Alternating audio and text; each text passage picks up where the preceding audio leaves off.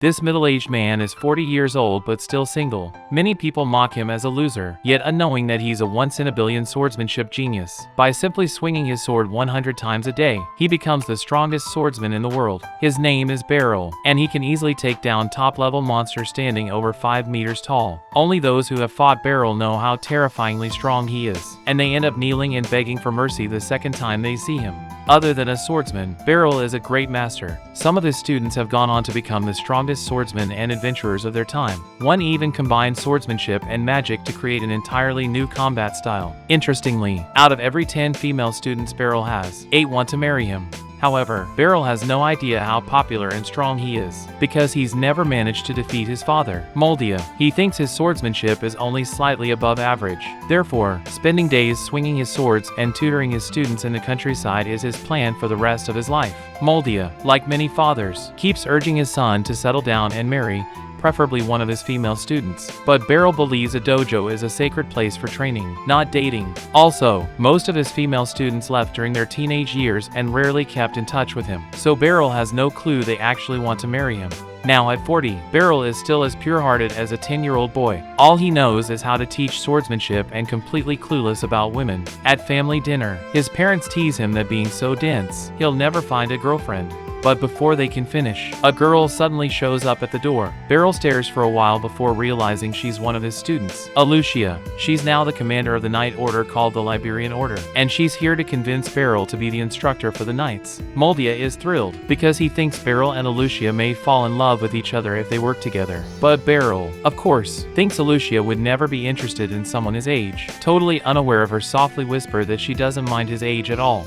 On the way to the capital, Beryl notices that Alucia still keeps the farewell gift he once gave her. He mistakes this as a sign of respect for him as her master, not realizing it actually reflects her deep affection. In his humble mind, a master isn't necessarily stronger than his students, so he never assumes he's someone to be admired. Once they arrive, Alucia rushes to introduce Beryl to the Liberian Order. She emphasizes that even she herself is no match for him, aiming to earn him respect from the Knights. Beryl, still unsure of himself, gives a brief and awkward speech. After that, he runs into another former student, Kuruni, who had only been trained by Beryl for 2 years, but now she's a top-ranking knight. Seeing a familiar face, Beryl feels his nerves calm a bit. That night, Beryl returns to his village. As a guest instructor, he only needs to teach a few times each month, and the rest of the time is his own. But to his surprise, another student of Beryl and named character, Randrid, shows up before the episode ends.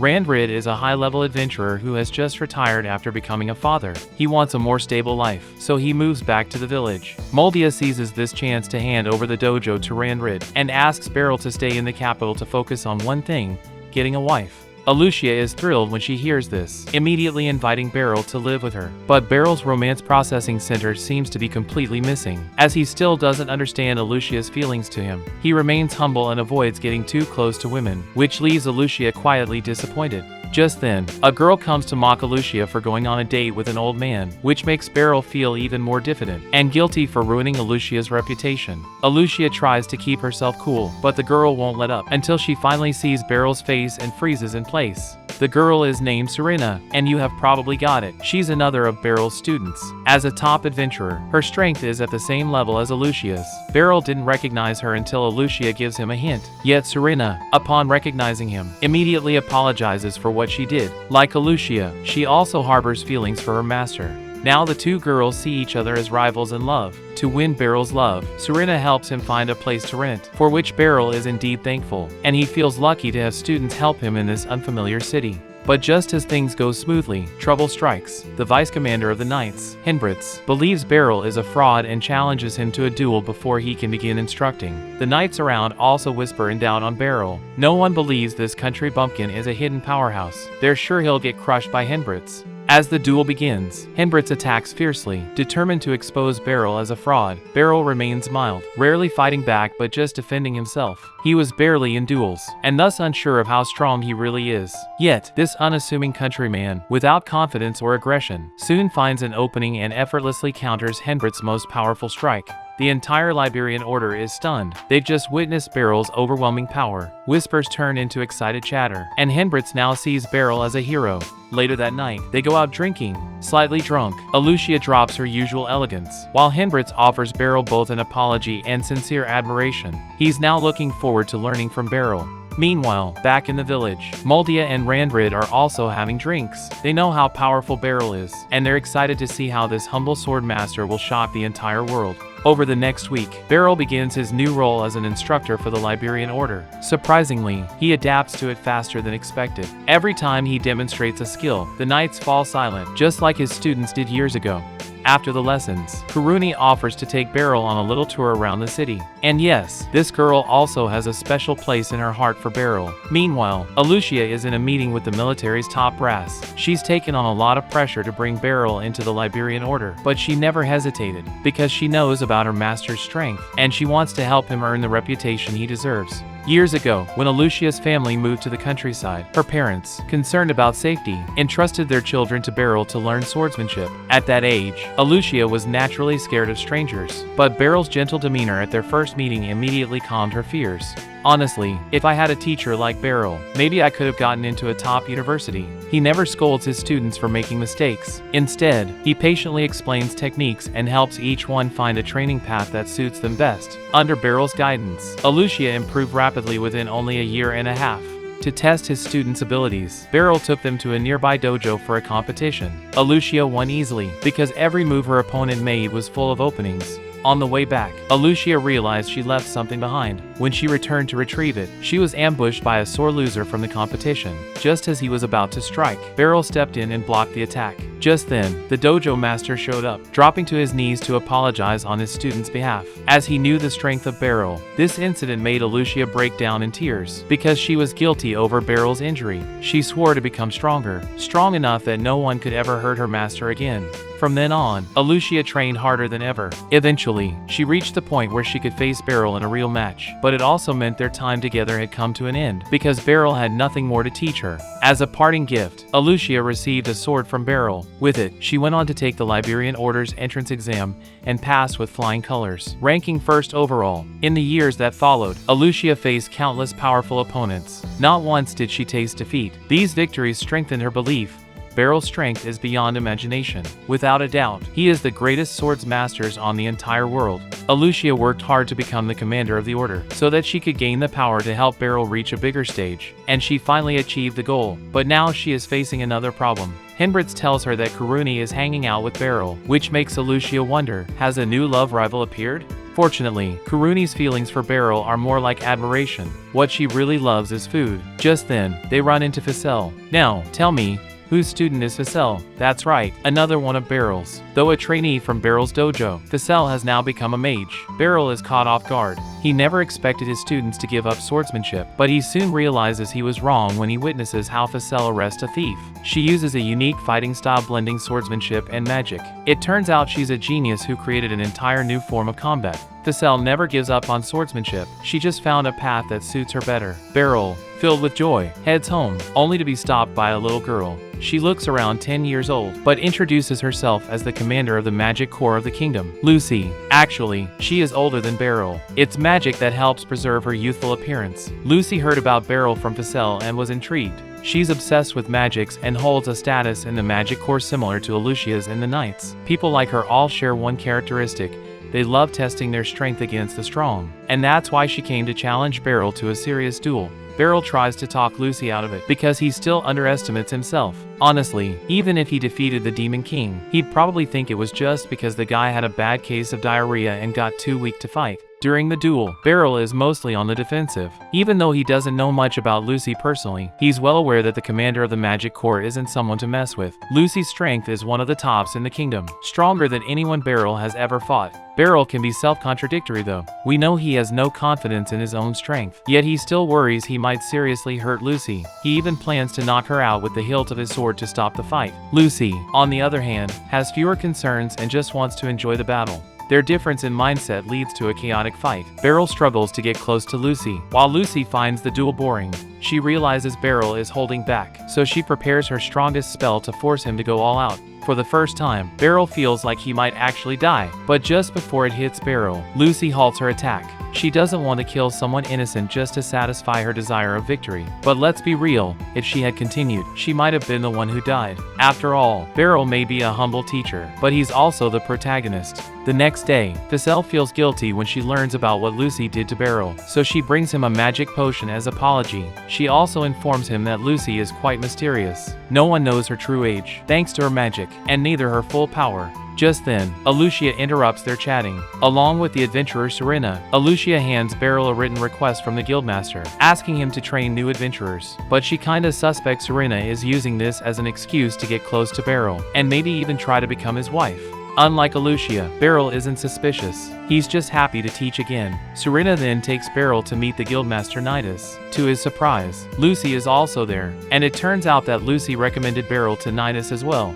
However, Megan, Nidus' assistant, doubts Beryl's strength and demands a duel between Beryl and Serena to see how competent he is. Beryl is beyond frustrated. He doesn't understand why those people are so obsessed with duels. If they got so much time, go farming! At least harvest season offers actual rewards. Serena, though, looks forward to the duel. She wants the world to know how amazing Beryl is. Years ago, Serena lost her parents in a monster attack. While she didn't have a brother like Arthur to save her, she met someone just as legendary, Beryl. The incident made Serena an orphan. She isolated herself and refused to talk to anyone. But one day, she saw Beryl swing his sword 100 times a day, perhaps driven by the desire to avenge her parents. Her interest on swordsmanship was awakened. She became Beryl's student and began her journey to be the top adventurer. She made friends in Beryl's dojo, which gave her hope for the future. Then, a kind couple adopted Serena. With a heavy heart, she said goodbye to her master and her friends. From then on, just like Alucia, Serena grew stronger and became a legendary adventurer. Now, she gets to show Beryl how far she's come. They bow before the duel, just like old times. Serena then goes all out, but the result is also the same as before. This top adventurer can't land a single hit on Beryl. She hasn't had such an intense battle for a long time and finds it incredibly fun. Meanwhile, Beryl is proud of her progress, but still defeats her with ease. The crowd is stunned. They can't even imagine the strength of someone who can take down a legendary adventurer. We see Megan immediately show his respect to Beryl, who is, without a doubt, qualified to Nidus' mission. Up next, Beryl and Serena will lead 3 rookie adventurers into a dungeon to deal with some low-level goblins. Nothing major, right? Beryl doesn't even have to join the fight. But hey, this is anime. When does no surprises ever work out? Suddenly, a powerful high-level monster bursts onto the scene, throwing a rookie through the air. Standing 5 meters tall, the monster lets out a deafening roar, hungry for human flesh. Beryl planned for Serena to distract the high-level demon beast while he went to treat the injured. However, Serena misunderstood, thinking Beryl was going to fight the beast alone. So, she immediately fled to treat the wounded. Beryl was devastated. He couldn't believe how bad his synchronization with his apprentice was. This unexpected turn of events forced Beryl to fight alone, and he had no confidence in winning. The high-level demon beast had extremely strong physical defense, and its flying ability gave it high mobility. What was most terrifying was its mastery of fire magic, which had a very wide attack range. While fighting Beryl, it could also harm Beryl's teammates from a distance. Hearing his teammates' screams, Beryl's potential was activated. Beryl charged at full speed and plunged his sword into the demon beast's eye, breaking his sword in the process. Just then, Serena finally arrived and delivered the fatal blow. The crisis was finally averted. Serena gifted the demon beast's leg to Beryl to forge a new weapon. Soon after, a divine weapon worthy of a sword saint was about to be born. That evening, Beryl attended the celebration banquet. He's always been disciplined, so he left before getting completely drunk. On his way home, Beryl encountered a thief named Mui. This thief could use magic, which greatly surprised Beryl. After Mui escaped, Beryl picked up her lost necklace. Beryl waited until daybreak to hand over the necklace he found to the knights. Blitz informed him that a gang of thieves had recently appeared in the city. Beryl suspected that last night's thief might also be connected to this gang. He couldn't understand why a magician would abandon a promising future to fall into such a life. Beryl soon found his answer when he ran into Mui on the street. Beryl promised to return the ornament on the condition that Mui would go with him to the knights to explain everything. Mui hesitated for a long time before telling Beryl that her sister had passed away. Ueami, the leader of the thief gang, promised to help resurrect her, but only if she paid 5 million in compensation. At first, Mui didn't believe such magic existed, but Ueami did indeed make corpses move briefly with magic. Mui immediately went crazy, becoming a thief to quickly earn money to revive her sister. Beryl knew very well that with the level of magic in this world, there was no magic that could revive the dead. It was a complete scam. Beryl sought assistance from Alucia and Lucy, and together they raided Uayami's stronghold. Uayami wasn't alarmed. He possessed many magical artifacts. With the help of these items, Uayami could cast many high-level spells. Unfortunately for him, he encountered Lucy. This woman had monstrous magical talent and defeated Uayami almost instantly. The bad news was that Mui's sister's body was gone. That night, Uayami mysteriously died while being escorted.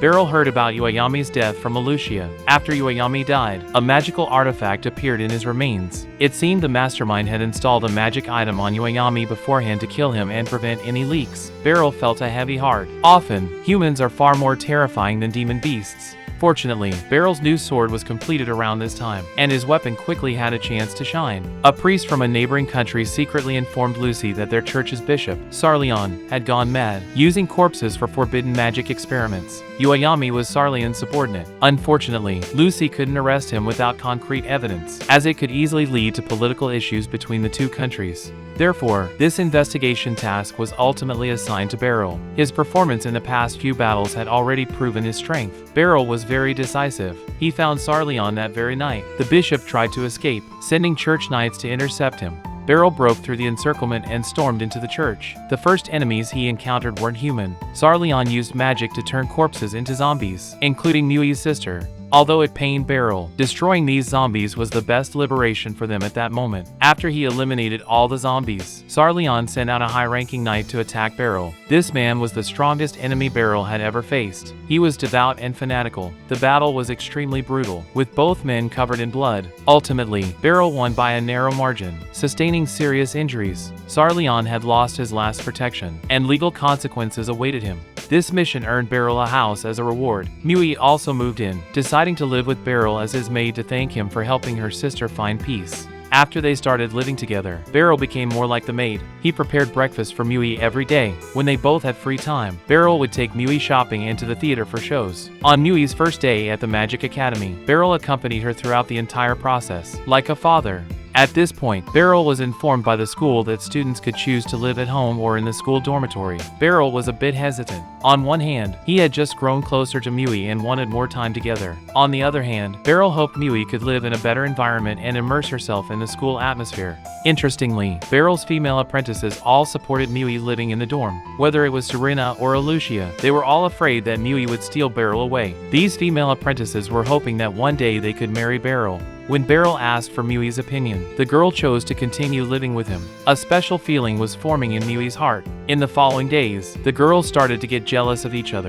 Alucia, due to the upcoming visit of a diplomatic delegation from a neighboring country, recommended Beryl to protect the delegation with the knights. Alucia hoped to use this opportunity to help Beryl gain more fame, and she had a bit of a selfish motive. Alucia used the excuse that this mission was very important to suggest accompanying Beryl to buy clothes. That night, when Beryl invited Mui to go shopping for clothes, he was rejected. Everyone except Beryl himself could see that Alucia liked him. It was obvious that Alucia was using this shopping trip as a date. Mui was jealous and helpless. She was simply too young. Mui's guess was correct. Alucia, dressed like a girl next door, replaced her usual armor. They went shopping for clothes and then to a romantic restaurant, just like a couple on a date. Alucia hadn't been this happy in a long time. In this moment, Alucia made an important decision. Alucia invited Beryl to a combat practice, stating that if she won, she would confess her feelings to him. Everyone favored the captain of the knights, Alucia, nicknamed Lightning, for her incredible speed, but Beryl was even faster. After a few rounds, he had Alucia pinned down. Alucia's confession had to be postponed again. She could only hope to become stronger before another girl stole Beryl away. There was still some time before the diplomatic delegation from the neighboring country arrived. Beryl frequently worked to earn money to support Mui. Just then, Serena brought him a job.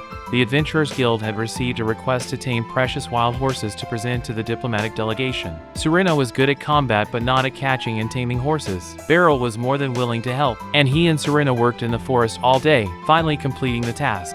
At this time, the captain and vice captain of the neighboring country's night order arrived ahead of schedule. When Beryl went to visit, he unexpectedly ran into his apprentice, Rose. As I mentioned before, Beryl's apprentices are spread across the continent, and most of them have become top-tier powerhouses. Rose, for example, is currently serving as the vice captain of the Knights in a neighboring country. She's incredibly grateful for Beryl's guidance. This really bothers Alucia, as now she has another love rival besides Serena. This time, the Knight orders from both countries will be jointly responsible for security. After they finished discussing official business, Rose changed into casual clothes and invited Beryl to go shopping. She's very gentle and unpopular with children. When Rose suggested they move in together, Beryl actually considered it for a moment. In Beryl's mind, perhaps Rose could help Mui become more outgoing. Next, Beryl's attention was drawn to something else. The princess of their country was going to travel with the neighboring country's prince. While serving as a guard, Beryl unexpectedly sensed a killing intent. At first, he thought it was just his imagination, but his ominous premonition quickly became a reality. A group of assassins suddenly launched an attack. They created a lot of smoke to obstruct vision, and all their weapons were coated with poison. Hindblitz's eyes were temporarily blinded by the poisonous fog. Fortunately, his strength had greatly improved thanks to Beryl's training, and he managed to eliminate an assassin using only his hearing. During the battle, Gatoga, the captain of the neighboring country's Knight Order, clearly saw one of the attackers' faces, and he was surprised. This assassin seized the opportunity and escaped. The assassins were strong fighters, but they were up against top-tier powerhouses, and eventually, they were defeated one by one after a few rounds. Just as the knights were about to interrogate the assassins, they suddenly discovered that the attackers were dying one after another from poison. Since the assassins all poisoned themselves, they didn't leave many clues. Beryl's work was temporarily over, so he went home to await further news. Unexpectedly, Lucy was there, drinking tea, and she dropped a bombshell on Beryl. This assassination was very likely orchestrated by the church in the neighboring country. The internal relations of that country are complex, with royal and divine power checking each other, and everyone wants to gain more power. To some extent, they absolutely despise each other. Beryl was really confused. Even if the assassins sent by the church had succeeded in killing the prince today, the king still had other sons who could inherit the throne. Lucy cleared up Beryl's confusion. Another successor is a devout believer and very close to the high-ranking church officials. Beryl felt a heavy heart. If this was the truth, it would be too cruel. Soon, something even more brutal happened. During the subsequent journey, the assassins launched a larger-scale ambush. Alucia was responsible for protecting the prince and princess, while Beryl stayed behind to hold off the assassins. After a long battle, Beryl's weapon was covered in blood. He had just finished dealing with the nearby enemies when another strong opponent appeared. It was Rose. Rose was also being manipulated by the Pope. She believed he was more noble than the king, convinced that only a divine authority stronger than the crown could save the poor. So, Rose had been secretly helping the assassins all along. But there was another crucial reason for her actions.